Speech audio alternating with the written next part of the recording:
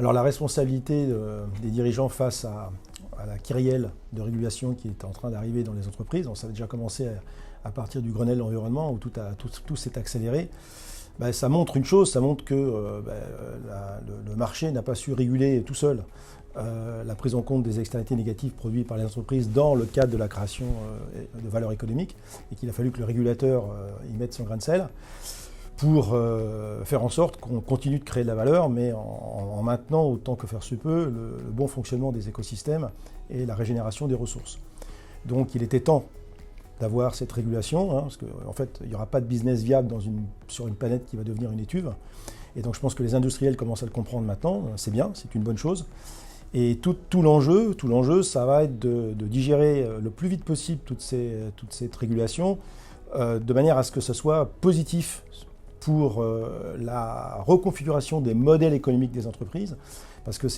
l'objectif, c'est pas d'y répondre pour y répondre, l'objectif, c'est de faire en sorte que cette régulation nous aide à reconfigurer nos modèles d'affaires pour qu'ils prennent en compte ces modèles d'affaires, les externalités. Et si la régulation nous permet de faire ça dans un horizon temporel le plus rapide possible, compte tenu du temps qui nous reste, par rapport à ce que nous disent les scientifiques, eh bien la régulation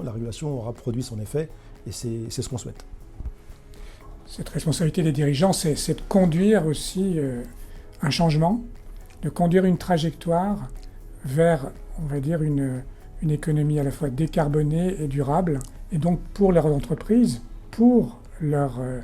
actionnaires, pour leurs investisseurs, puisqu'il y a une pression de l'investissement fiduciaire qui est forte autour des dirigeants. Il y a une pression, bien sûr, des autorités au sens large et des régulateurs, mais il y a aussi une pression sociétale qui fait que cette conduite du changement, elle est une nécessité pour que le business soit pérenne et pour que les entreprises continuent tout simplement d'exister en faisant évoluer le modèle d'affaires qui est par essence différent dans les années qui viennent. On vient de fêter il y a quelques jours les 50 ans du discours d'Antoine Riboud à Marseille sur la question de la responsabilité des dirigeants dans cette transformation du modèle capitaliste ou du modèle économique dans son ensemble. Il est d'une actualité incroyable, ce discours, et il a préfiguré ce que les responsables d'aujourd'hui doivent mener dans tous les secteurs d'activité et avec, je dirais, à la fois des outils de pilotage, des indicateurs, un certain nombre d'aides et d'assistance, de conseils divers et variés pour justement s'aligner et garder un alignement qui soit conforme aux enjeux environnementaux, sociétaux et sociaux. La révolution extra-financière implique que les directions générales aient à l'esprit en fait 4 mots-clés. Un sujet de transparence, de manière à pouvoir donner le maximum de visibilité. Un sujet d'exhaustivité, de manière à pouvoir donner le maximum de visibilité sur tout le périmètre.